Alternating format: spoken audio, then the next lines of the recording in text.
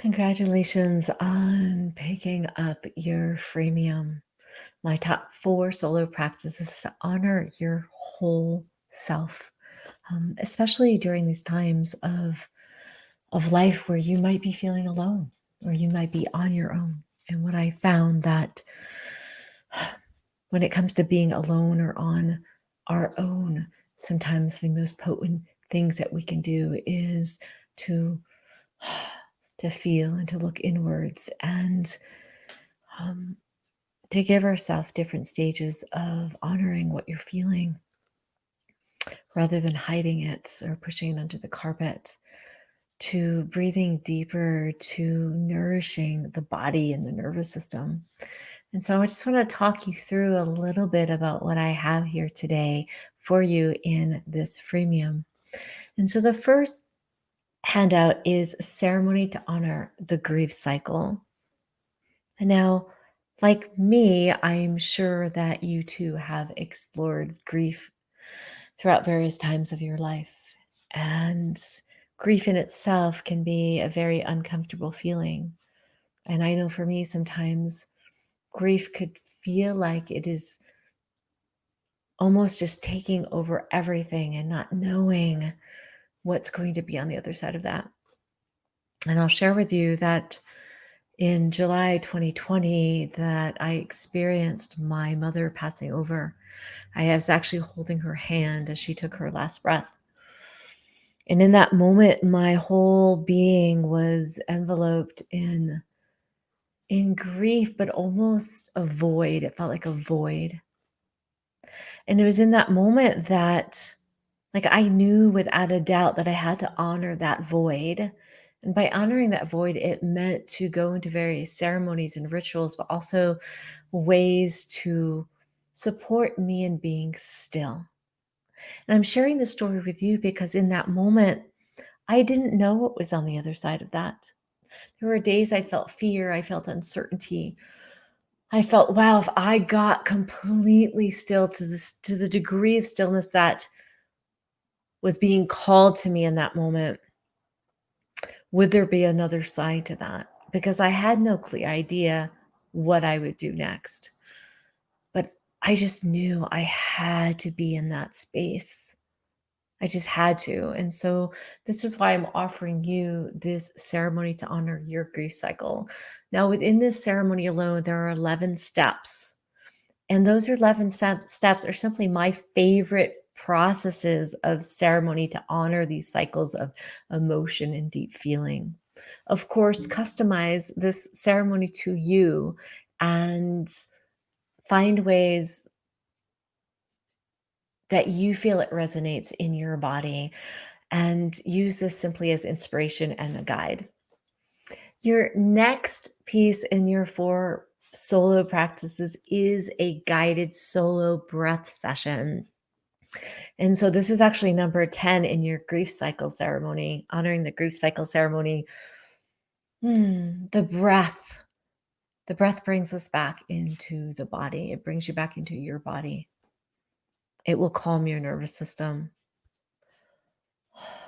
It will support you in just nourishing your emotional and physical body. And likely you will come back feeling more centered, more grounded, more at peace. And so I encourage you to add this particular solo practice to your daily regimen, whatever that is. Number 3 in your solo practices is getting your break state on. And so I love break states. Break states are actually an NLP practice to um, shift, to create a sudden change in the context of speaking or movement that will change a person's state quickly.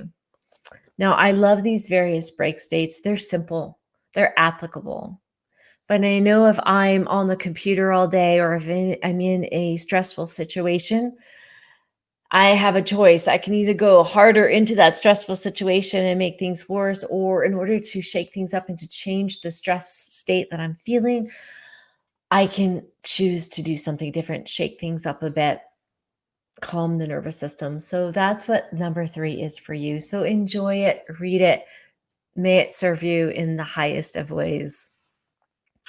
And as we come into the 4th solo practice, hmm, now that you've honored your own grief cycle, you've nourished your body, your mind, your spirit through the breath work, and you've tried some of these break states on in your own life, it's time to create a self-dedication love letter. Now,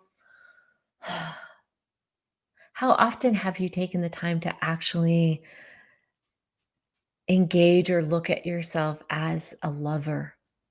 And so, one of the things that came through me when I wrote my own dedication love letter was reflecting on the times where I might have not showed up for all aspects of myself, where I might have ignored feelings or needs, where I might have silenced my own voice, where I might have gotten busy as a way to avoid my life. All these ways that I find I've created harm to my own system and not fully honored myself. And then I go into this thinking about, well, how would I want to be honored as a lover, as a partner? And after I've had those self inquiries, I dove into writing this particular dedication letter that you see here on the page. That is simply, again, merely an example, something that my hope possibly inspires you in writing a dedication letter, because we are now entering into a new era. 2020 is about to end, and we're entering into the year 2021. And while it can be easy to set New Year's resolutions, which often fade out rather quickly, maybe writing a dedication love letter could be a theme that you enter into this new era, this new year with, a theme that might impact all your actions and all your relationships. And if you feel the call, send me an email after you write your dedication letter. Shoot me an email with your dedication letter so I might bear witness to what you're calling into this new relationship with you, your body, your mind, your sexuality, and your spirit. And so, again, thank you for being here. Congratulations on opening up and claiming this freemium, your 4 solo practices to honoring your whole self this holiday season, or any time of the year. And remember that physically being alone might instigate some intense feelings of grief or loneliness and sadness. That one of the first steps is acknowledging those feelings and then taking the steps to, maybe small steps, to create something different, and know that, I'm here and I want to be part of your support team. So reach out anytime. Be well.